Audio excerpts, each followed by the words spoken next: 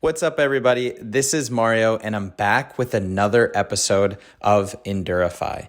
And if you ever find yourself saying something like this, I train well, but I just keep screwing up, then this is the episode for you. Because as you know, I've been reading The Brave Athlete, which is the sports psychology book.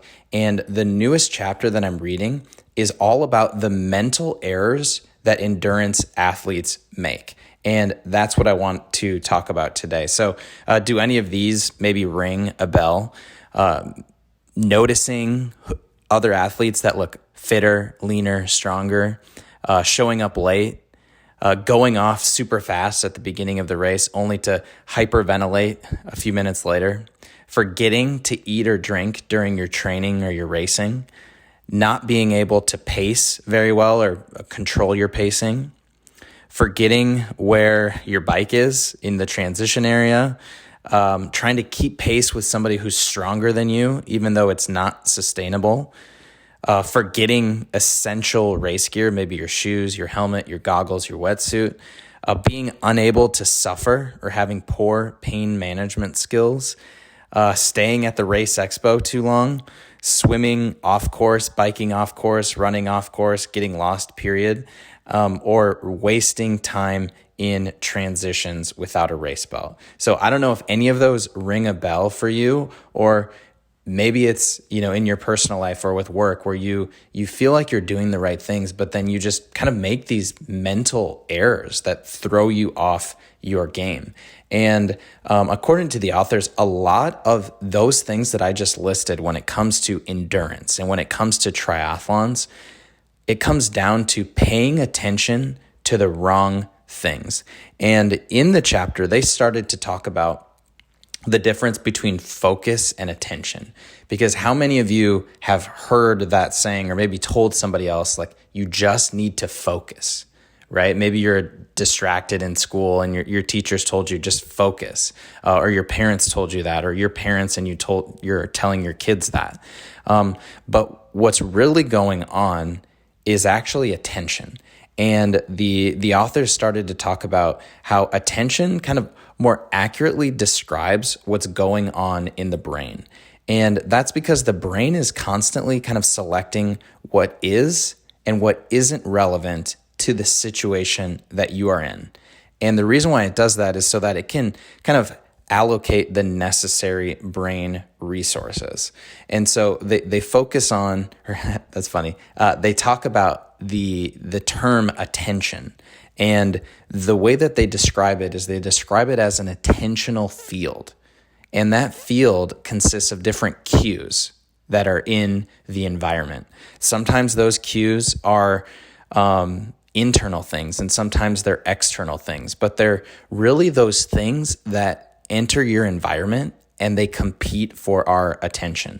So those internal cues, those are things that are in your head. They're the thoughts, they're the feelings, they're the perceptions. And the external things, those are sights and sounds.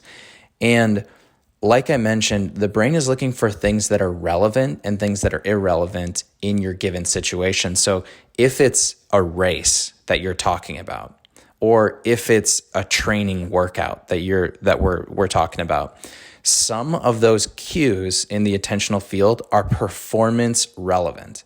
And these are things that you need to pay attention to in order to complete the race or the training. This is, looking at the actual bike course. This is the buoys in the swim. This is paying attention to the transitions. Those are cues in the environment that are relevant to your performance. But then there are things that are performance irrelevant. And these are things that have no bearing on our ability to finish the race or training. This could be maybe the weather, or how much sleep you got a week ago, or how you've been feeling 2 weeks ago, right? So those are just a few kind of basic underlying frameworks that I want you to be aware of. And the key thing that they talk about with this concept of attention and the attentional field is that the stress and the anxiety that you may feel leading up to a race or leading up to a big workout, those are things that wreak havoc on our attentional skills. And it's because of the heightened environment and the weakened state of the attentional field that those errors that I listed at the very beginning, those are things that happen. And even though those are things that commonly happen or they may happen to you now, attention and improving your attention skills, that is a skill in itself, and it's something that you can train, and it's something that you can work at, and something you can get better at over time. And so that's where I want to go next. And this is where we want to talk about, if you are struggling and you kind of have that phrase of like, oh, I train well, I do these things, but I just keep messing up. I keep making these mental errors. What are some strategies that you can do to improve at these? And the first thing is, it sounds very basic. I'm sure you've heard it before, but it's this concept of only focus on the things that you can control. And this to me is something that is super important to me because it's actually one of my favorite prayers is the Serenity Prayer.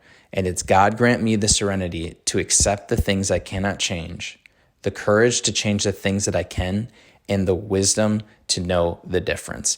I believe in this so much that I actually have alarms and triggers that go off a couple times a day to remind me of the Serenity Prayer.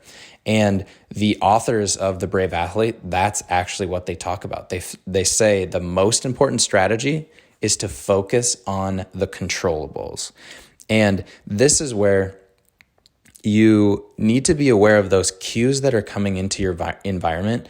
Are these performance relevant or are they performance irrelevant, right? Because you don't want to waste that mental energy and that bandwidth thinking about things that are not going to have an impact on your performance, things that are going to, distract you. So they talk about the 5 controllables, and I want to go through those next. So the number one thing in terms of things that you can control and focus on the controllables, the number one thing is your equipment.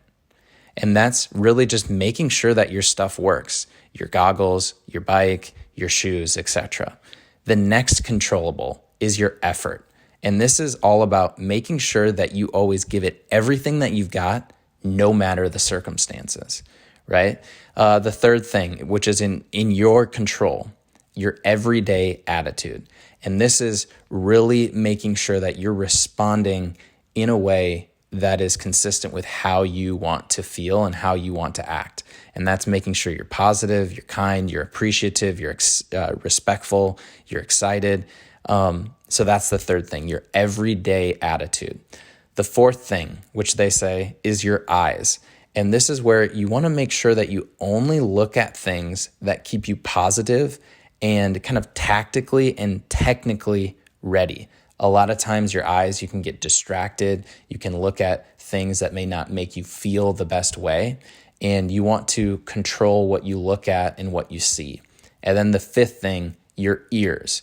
Make sure you only listen to things that keep you positive and, like I said, kind of tactically and technically ready. So according to the authors, those are the 5 controllables. And these are the 5 things that are under your control that you want to make sure that you're focused and paying attention to them. So just to recap, the 5 controllables, 5 things that are always under your control: your equipment, your effort, your everyday attitude, your eyes, and your ears.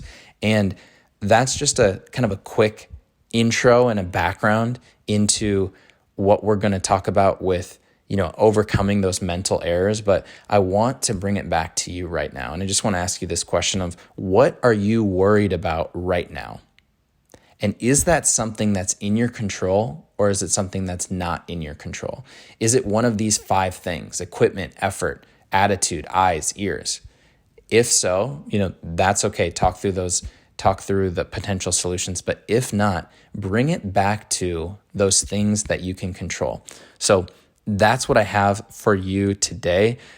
Like I said, it was a quick intro. Over these next few episodes, we're going to continue to go into a little bit more detail with these, and I'm going to continue to share what I'm learning from this book. So I hope that that's helpful, and I hope you all have an amazing day.